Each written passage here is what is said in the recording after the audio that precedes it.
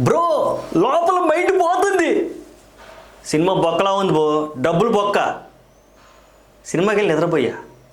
ఏముంది బ్రో సినిమాలో? అసలుకి ప్రొడ్యూసర్కి హీరోకి మైండ్ లేదు. ఎందుకు చెప్తారు సినిమాలో నాకు అర్థం కాదు. అయ్యగారే నెంబర్ 1. సినిమా బొక్కలా ఉంది. రాడ్డు పెట్టాడు. ఏంటి సినిమా రివ్యూలు అన్నీ కలిపి పబ్లిక్ టాక్లు అన్నీ కలిపి ఇక్కడ వస్తున్నాయి అనుకుంటున్నారా? ఈ టాపిక్ కూడా అలాంటిదే. చాలా ఇంట్రెస్ట్గా ఉంటుంది. జాగ్రత్తగా వినండి, చివరి వరకు చూడండి. అంతకంటే ముందు welcome to sunburn studios. Welcome to today trending talks. Cinema review, cinema public talk. ఇప్పుడు ఒక సినిమా తీయటం, దాన్ని రిలీజ్ చేయడం వెనక ఒక హీరో, ప్రొడ్యూసరు, అలాగే చాలామంది టెక్నీషియన్స్ చాలా కష్టపడతారు. తీరా సినిమా రిలీజ్ చేసి చేయగానే అది ఐబొమ్మలోనూ మూవీ రిలీజ్లోనూ దొరుకుతుంది.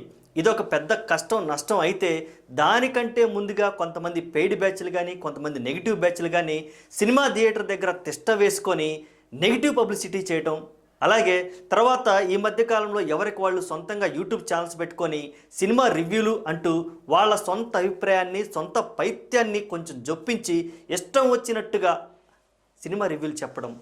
ఎలాగూ వీళ్ళ సబ్స్క్రైబర్సు వీళ్ళ యొక్క ఇన్ఫ్లుయెన్సర్స్ వల్ల సినిమా బాగాలేదంటగా 3 రోజులు అది చూద్దాంలే అనుకోవటం, అలా పోస్ట్ పోన్ చేయడం వల్ల ఆ 3 రోజుల తర్వాత ఆ ఇంటెన్సిటీ పోవడం, అలాగా సినిమా కలెక్షన్స్ తగ్గిపోవడం, ఈ విధంగా ప్రొడ్యూసర్ నష్టపోవడం వల్ల సినిమా పరిశ్రమ మీద చాలా భారం పడడం, ఇలా ఒక సీక్వెన్స్లో జరిగిపోతూ ఉంటాయి.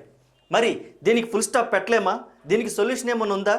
ఇక్కడ 2 విషయాల గురించి మనం చాలా జాగ్రత్తగా చర్చించుకోవాలి. ఎవరి ఒపీనియన్ని వాళ్ళు ఇష్టం వచ్చినట్టుగా చెప్పుకోవచ్చు. ఈ మధ్య సోషల్ మీడియా వచ్చింది కాబట్టి దీనిని అసలుకి ఆపలేకపోతున్నాం.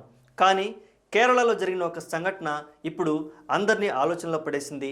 మరి ముఖ్యంగా టాలీవుడ్ చిత్ర పరిశ్రమ కూడా ఆ విధంగా అడుగులు వేయబోతుందా అన్న ప్రశ్నని లేవనెత్తింది. ఇప్పుడు ఈ వివాదం అంతా రావడానికి గల కారణం విజయ్ దేవరకొండ నటించిన ఫ్యామిలీ స్టార్ అనే సినిమా. వాస్తవానికి విజయ్ దేవరకొండ కెరీర్ కనుక చూసుకుంటే చాలా కష్టపడి వచ్చాడు. సినిమా ఫ్లాప్ అవడం అనేది అతని చేతుల్లో ఉండదు. కానీ ఇతను చాలా కష్టపడి నిజాయితీగా నటిస్తూ ఉంటాడు. పెయిడ్ బ్యాచ్ అలాగే నెగిటివ్ బ్యాచ్ మాత్రం ఇతన్ని పట్టుకొని లాగుతూ ఉంటారు. తీసుకెళ్తారు ఎక్కడికో తీసుకెళ్తే టప్పున అక్కడ పడేస్తారు. అలాగే దిల్ రాజు, ఆయన కూడా 20 ఏళ్ళు 25 ఏళ్ళు దాదాపుగా అవుతుంది సినిమా ఇండస్ట్రీలోకి వచ్చి.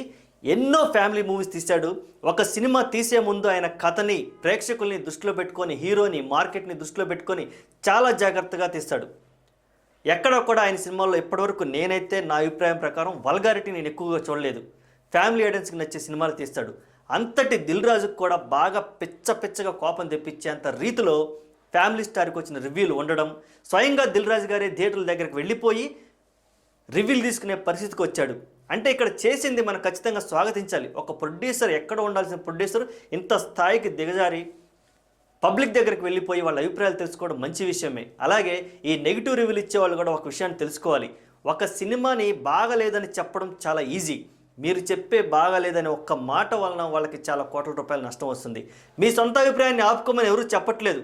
దానికి కొంచెం గ్యాప్ ఇవ్వండి, లేదా చెప్పే విధానాన్ని మార్చుకోండి అనైతే నా వైపు నుంచి నేను ఇచ్చే సలహా. ఇక సినిమాలు కూడా ఈ మధ్య వల్గారిటీ ఎక్కువైపోవడం మనం చూస్తూనే ఉన్నాం.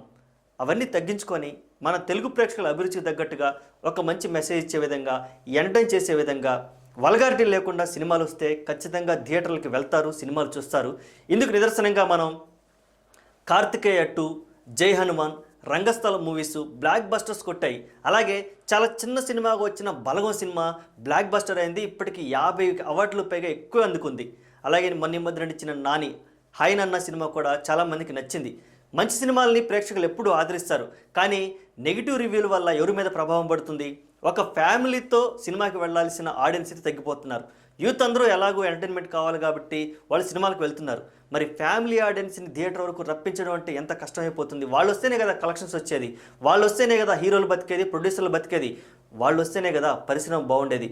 పరిశ్రమ బాగుంటే చాలామందికి పని దొరుకుతుంది, చాలామంది బతుకులు బాగుంటాయి.